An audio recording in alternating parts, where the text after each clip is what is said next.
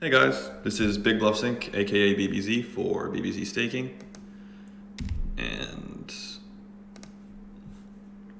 today we are just trying to grind through a couple tournaments, and while we wait, we are sitting some hyper lobbies. I think this is a mix. I think betting the flop here is fine. He has to float the flop with an extraordinarily wide range, so it works out okay. I think when he checks back flop, he's like Jack X. This is going to make a great hand to bet the turn with. I don't block anything anymore, basically.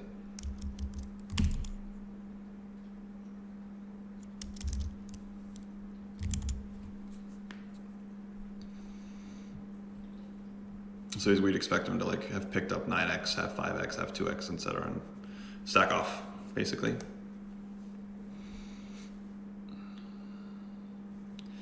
So at this point in the hand, it gets really dicey, I think.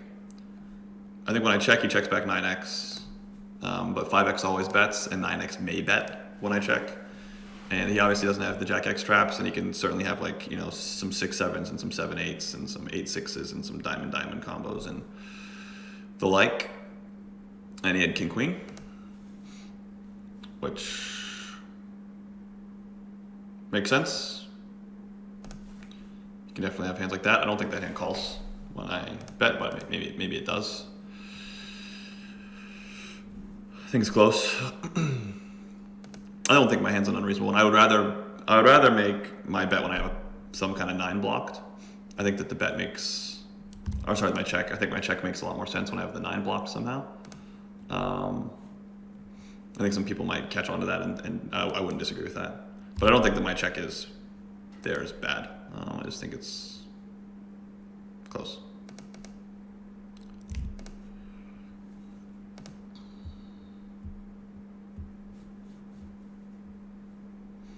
I think 3 ways against half pot is tough to call here.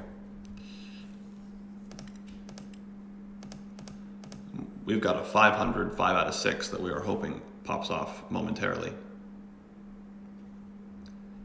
These players have like much higher fold to steal numbers than they're supposed to, which makes a lot of these opens that aren't really opens like closer than they would otherwise be.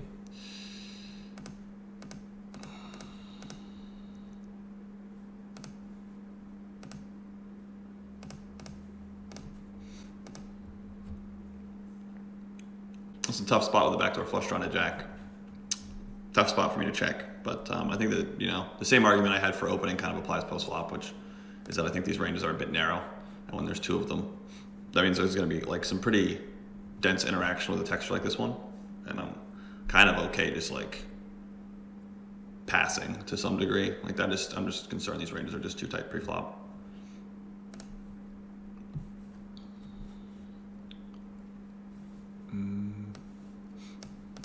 This hand would fall like kind of outside the category of mixing into like being kind of almost ridiculously wide, I think, as a 3-bet.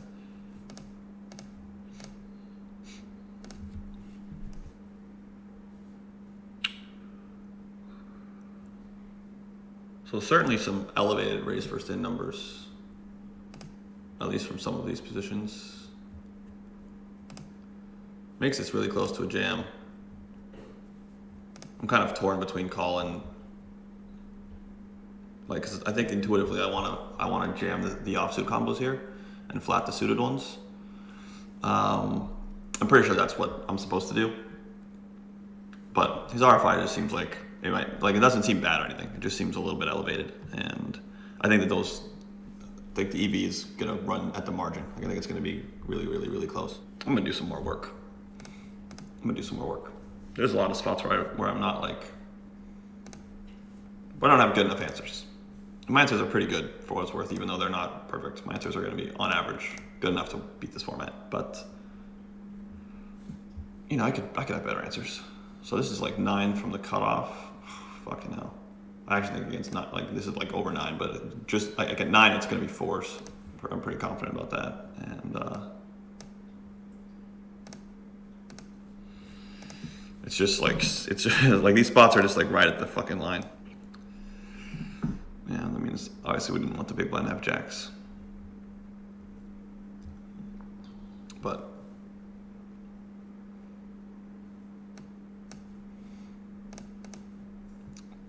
worked out all right against the opener. 13 bigs, I think 9s is close. I think 9s is actually probably mostly min-raise call from this position. I don't think 6-7 is going to be a hand that makes it into the fold pre-flop category.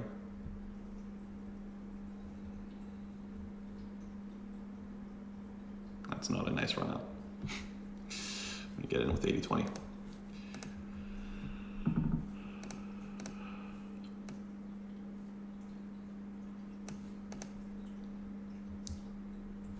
But we did double up over here in the 1K, which is good. We'll take that one. We'll take that 10s into 8s run out that we just caught. We'll take that. It's nice little cooler, more or less. Don't mind holding here, but we don't. Another chop. Safely say I'm not thrilled about these chops that we're getting. 10 big blinds. I think this is any suited 10. This is a little more than 10. So like I'm just kind of referencing an answer that I know. I don't definitively know whether this is a jam, but I would 10-2 suited is going to be a jam at 10, so it's probably close. This is going to be offsuit combos that I'm going to mostly want to re-steal here. So when I have suited ones, I'm going to try not to. I think that I'm going to have a limping range here and I think that the way to protect that limping range is mostly with suited hands.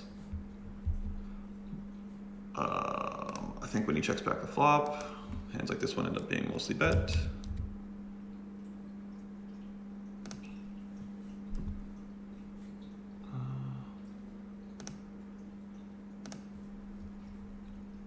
I do think that we're going to stack this off. I mean, if he has ace-x and he's choosing this bet sizing, like, well played him. He has ace-x, so that's unfortunate. And I think when spades fill,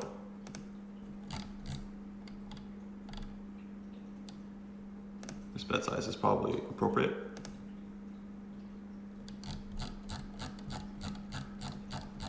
I have 30 bigs and a lot of people in that hand, so I think jamming is going to be a pretty solid answer.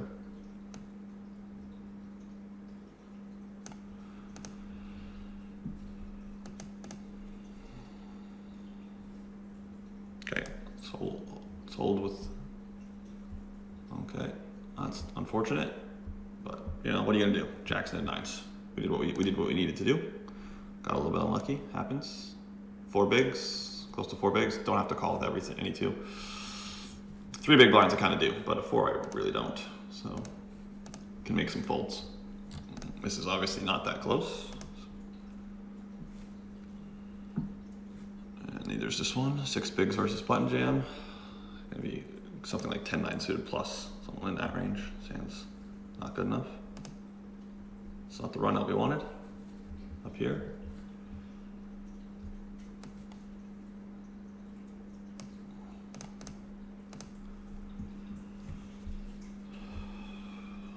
It's going to be pretty tough to fold this hand, I think, regardless of whether or not he jams. I don't think I get to fold. Too much dead money.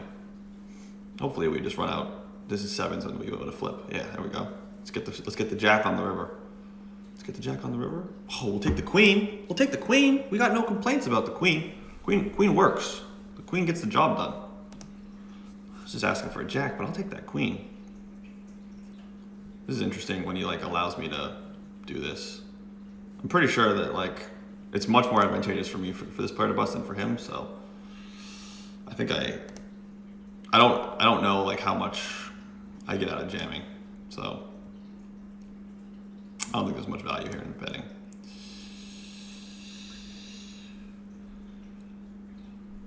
And there's like enormous downside where like if he check raises me off the best hand with a bluff or something because he thinks there's enough money in the middle, and then this player wins, that's a fucking disaster. So there's some asymmetry in the upside downside relationship there, I think. So it's close. Asymmetry is not going my way in that spot. The extra 80 chips or whatever that he calls with Queen X is just like not worth it, or whatever bluff catcher he calls with in that situation. So this strategy is going to be like really heavily consisting of limping first in. I'm not really going to be min-raising too much at these stack depths. as the first in strategy. This is kind of awkward. I don't know if I'm supposed to just donk jam at 1.5x pot on a texture like this one. I think it's defensible and close. I'm pretty sure I'm supposed to bet call, so I think that jamming is like not unreasonable. I can bet fold this turn, or check fold this turn. But yeah, I think that like donk jamming my hand makes a lot of sense.